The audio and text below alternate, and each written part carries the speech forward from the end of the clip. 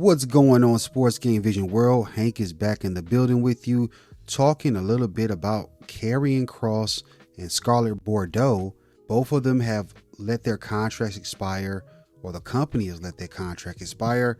Essentially, they are released from the company and they are free to go work wherever they would like.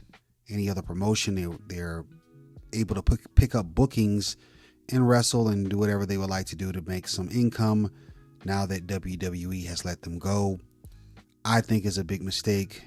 Obviously, he's over with the fans, and you gotta definitely put the fans first in some aspects. You're putting them first in the fact that you're trying to make the show entertaining, but you gotta also give them things that they want as far as the characters and the wrestlers that they want to be pushed on the screen. I know there's a script, I know there's a game plan, but you can also elevate other people when the fans are calling for you to do it.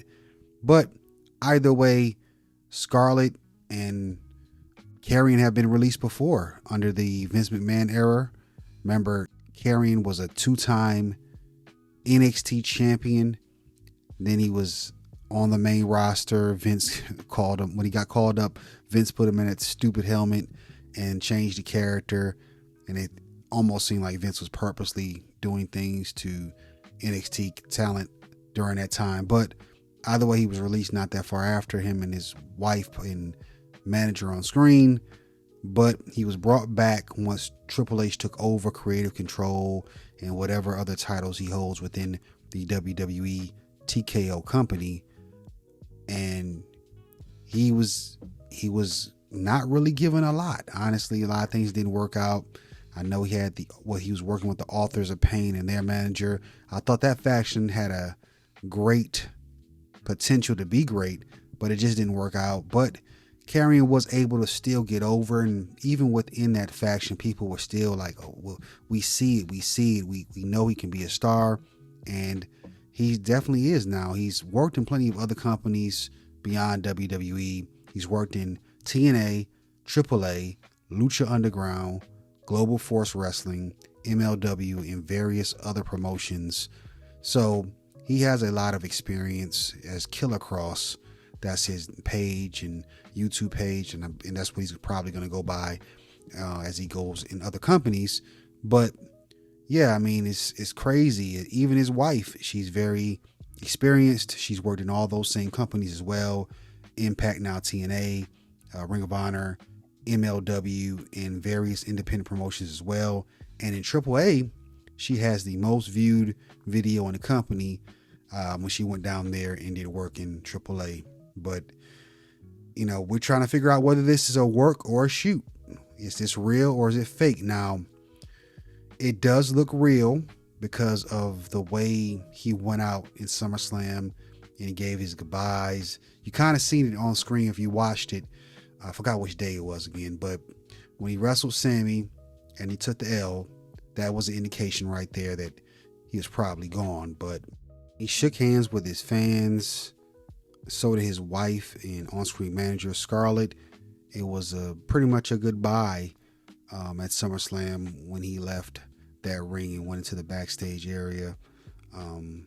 Whether it's a work or a shoot or not, we're gonna find out. I like it like this. I don't know if you and the rest of you guys, rest of you fans, I like that it crosses the line, it blurs the line a little bit on whether it's real or fake, and it's kind of taking control of spoilers and all that. So I'm not too upset with it, but if it's definitely a shoot, then it's kind of sad to see, because it just seems like WWE does not want to spend the money on stars, and because he got over on his own, the fans kind of made him the guy. Maybe the company doesn't want to pay him, and I'm gonna say this on my platform and all my other platforms. You'll hear me say this again and again. It's in WWE, it's in other sports as well. If they don't have a plan for you, they don't want to pay you, or if they don't like you, they also don't want to pay you. So maybe that's part of it. But it's very interesting how all this came out. That's the reason why it could be a work, because Karrion came out with a book and a documentary almost around the same time he was going to get released. It could have been something where he set this up on purpose because he's seen the writing on the wall of what WWE and TKO was going to do with him and his wife. Yeah, and the fans love him. He was able to utilize his voice and the platform while still with the company, again, as if he knew this day was going to come. He said on his page that he negotiated with the company briefly. He's upset that it wasn't really serious talks. It happened quick, nothing really serious, and he's very upset about that. He wanted to stay with the company. He said that he, even in bad times, he just felt like this was a place he wanted to work it out with. Of course, WWE being the leader, who doesn't want to, unless it's just a very, very horrible environment. If it's a work, I think he's going to show up back in WWE with a shocking return. The fans are going to love it. If it's a company maneuver to save money, as I just stated, then you'll see him probably in the WWE universe, meaning he'll show up in either TNA or AAA. And a lot of the people that got released even previously in the last few years have ended up in TNA. And now that they acquired AAA, and both of him and his wife have that experience of working there, he can definitely show up there, and the fans will love it, as well as more than likely Killer Kross. Samoa Joe has stated that there'll be plenty of companies that want to work with him, and I'm sure that AEW might want to work with him, but he definitely needs to make sure that Tony Khan's a fan, because I've noticed if he's not a fan of you, you could be sitting in catering or sitting at home a lot. So definitely need to make sure if he does that, but plenty of companies will want to work with him. R-Truth has said to him that, the biggest championship that you could ever have is the fans, and they've backed him. They're backing him, even though he doesn't have a championship on screen.